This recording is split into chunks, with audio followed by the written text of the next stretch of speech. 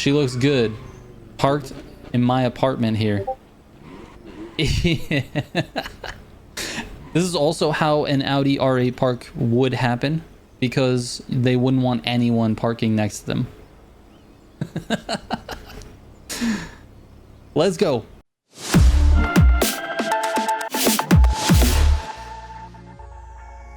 What is up, guys? Welcome back to another daily build video. This time we're messing around with this Motorfest edition R8. This car can only be purchased with real money. $20, in fact, for one car. But there's a little bit of a twist, right? The $20 gets you the car and 220,000 crew credits, which is exactly the price of the crew credits without the car. So technically, the car is actually a bonus for this welcome bundle. Now, with that out of the way, the car is in the game. People are buying it, including people like me, to test it. The car is actually decent, and this now raises an issue. Is this a pay-to-win situation? Because you have to pay 20 bucks in order to get this car. There is no way around it currently. Now, that might change in the future, but for right now, this car costs $20. Now, in addition to that, you can actually use the crew credits to buy all kinds of other vanities, right? Which is great and beneficial, and it's the reason why you would buy crew credits in the first place. So for someone who is, you know, willing to spend $20 on vanities in the Crew Motorfest, this is a nice bonus. But for someone who is looking to just have all the cars, you're gonna have to shell out an extra 20 bucks to complete your collection. Now, that being said, let's get into the testing and the performance for this car. So it ranks 12th on my list of Street 2 cars, and it is definitely the best version of the R8. It feels way better than the other versions. It's got a little bit of a wide body on it. It actually handles better. The back end is not as loose, and it's quite a bit faster than the other R8s. It runs a time of 2:16,763 on Kyusha Spirit and a 3:21.002 on Groundworks, which gets it into that 12th place. Now, in terms of its braking, lateral G's, and acceleration, it's all just kind of average. That being said, it performs way better than its stats, and I actually like driving it. It's actually nice. It turns in really nice. It kind of hooks the corners. It has a little issue with understeer, and that's because the lateral G stat of 128 is just not as high as it needs to be. But the car feels overall pretty well. I feel like it'll perform very average in the grand races, but I guess that remains to be seen. We'll see that a little bit later in the video. But as you can see from some of the background gameplay, it is a little bit wild. Like, I have to sort of enter gutters a little bit more cautiously than I would with other cars. You know, some cars, they hook the gutter really, really well. Not saying this one doesn't. It actually gutters fine. But there's some cars that really gutter well. You can just throw the car into the gutter and it'll hook you right around the turn. This one's a little bit different. You sort of have to finesse it, and hopefully you don't lose the back end. But overall, just a really solid performing car, something that I'm actually looking forward to testing in the grand races. So let's show you the tune and then let's get out to it. All right, starting off with the brake balance at 53%. We move down into the suspension. The springs are at +5 in the front, +10 in the rear. Compression front is at +10. Compression rear is at +13. Rebound front is at +5. Rebound rear is at +7. For the anti-roll bars, we're at +10 on the front, +4 in the rear, and then the camber is at -25 on both front and rear. All right, let's get out to a grand race. All right, here we go. We got the Camaro, the Gordon Murray, and finally, we're gonna be in the R8. The $20 R8. Let's see what we can do. Was the $20 worth it? Am I gonna get a grand race win because of it? I don't know. Let's go. The Camaro's such a such a slow starter, bro. Oh, we got a Simji sighting. I had no idea he was in the lobby, dude. Honestly, that is wild. Come on, man. Come on, dude. We had to start like that, and we got Simji in the lobby, bro. Why?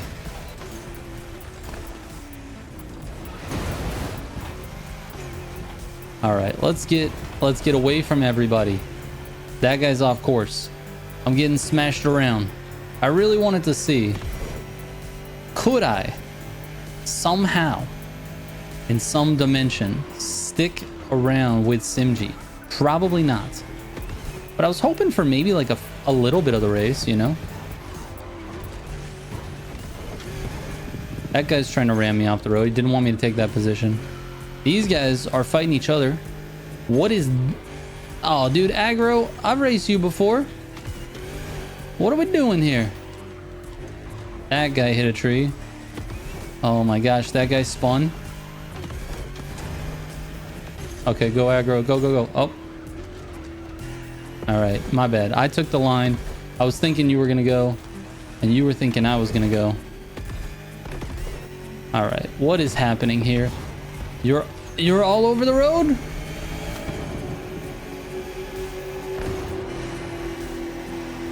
Sorry for the bump. Didn't mean to. He's going to try to push me into the wall. That's why you brake check it.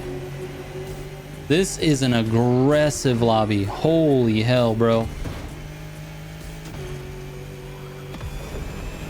Grass is not faster there. All right, we somehow survived. We somehow survived. And we're in third.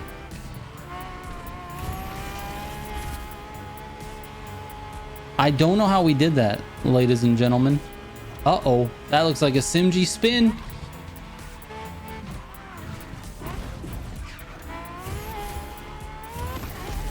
Can we blast Nos and catch up to him? Oh my god. He must have collided with first place, because he just literally, his arrow was pointing the wrong direction. All right, here we go. Just remain calm. SimG, just wait up, dude. Just wait up.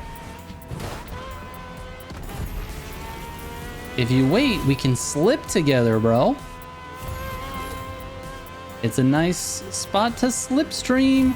He can't hear me at all. He's not in the Discord. We're not in voice chat right now.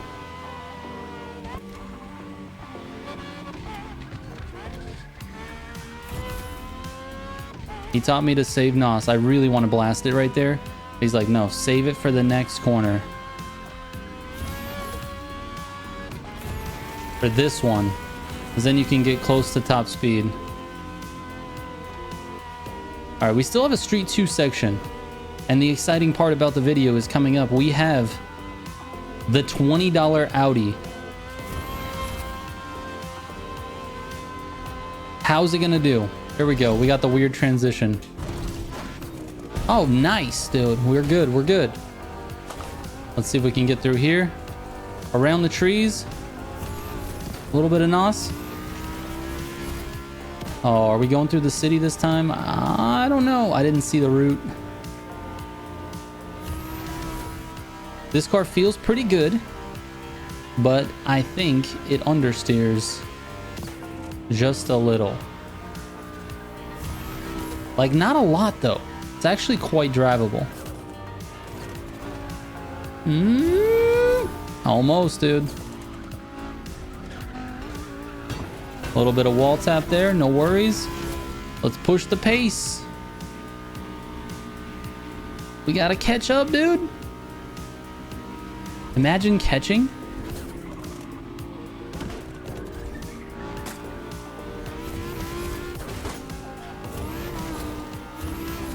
Nah, there's no way, dude. SimG's gone.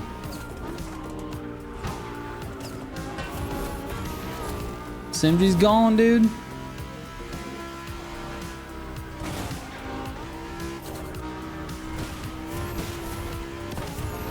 We've only got a little bit left, but I do think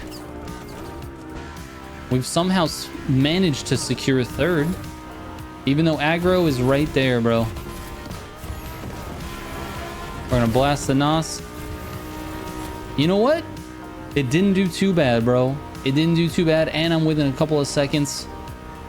Well, I don't know, maybe a few seconds. SimG, so not too bad, dude. Not too bad. All right, let's talk about the R8s. So it feels a little bit slippy, just a little bit. The back end is a little wild, but it does turn in very nicely. It feels fairly fast. It's not like I lost a ton of time there in Street 2, and I don't know what SimG was in. We're gonna have to check here. He was in a 993, and the first place was in a F40, so you got two meta cars, and this, I don't feel like I lost that much time. I was only 7 seconds behind. Now, obviously, he crashed, and we were kind of close, so we were probably within 4 seconds, so I might have lost 3, maybe 4 seconds to Simji at the end of the race, mostly because he's better than me, not necessarily because of the car, but I think the car has something like a little bit to do with it as well. So we're looking at, you know, a car that's actually pretty decent. I mean, I really didn't expect it to feel that good in the Grand Races, because in the testing, it felt a little bit wild, and it felt like, you know, it was fast, but it just really wanted to lose control quickly. And I'm not the most skilled driver, so I feel like that's, you know, it's easier for me to lose control with it, but it actually felt really good, and it could have just been this course as well. But anyway, take this whole thing with a grain of salt, I guess, because, you know, there's lots of variables to driving. My overall impression is that it's solid. It's obviously top 12, right? It's the 12th fastest time in terms of the testing goes. But yeah, it's an overall solid car. So the question is it worth it to buy this pack, this welcome pack, just for the car, right? I mean, I spoke about it a little bit earlier in the video, but I think, man, I don't know. I don't feel like it's worth it just for the car. The car is not OP. It's not something that's gonna like take you from, you know, losing Grand Races to winning them. However, there is one scenario where this car really could come in handy, and that is if we have to use a Street 2 Audi R8 in a summit. I think this car is by far the best version of the R8 in Street 2. So that is where I feel like this is sort of a weird pay to win situation, because I mean, you're really not buying the car itself. The only problem is the only way to unlock this car is to buy it with real money. You know, you're buying the crew credits really for the vanities, and then you also get the car as a bonus. For the car to be this good, it's kind of, oh man, it's a little bit, I don't know, cringy is not really the right word, but I don't know, it is what it is. I don't know what you guys think. Please let me know in the comments. I'm kind of curious where everybody stands on this. Do you feel like it's sort of a pay to win situation, or, you know, if it's something that's maybe just crappy because it's inaccessible to a lot of players? So anyway, thank you guys so much for watching. Appreciate it. I will catch you on the next one. Trigger out.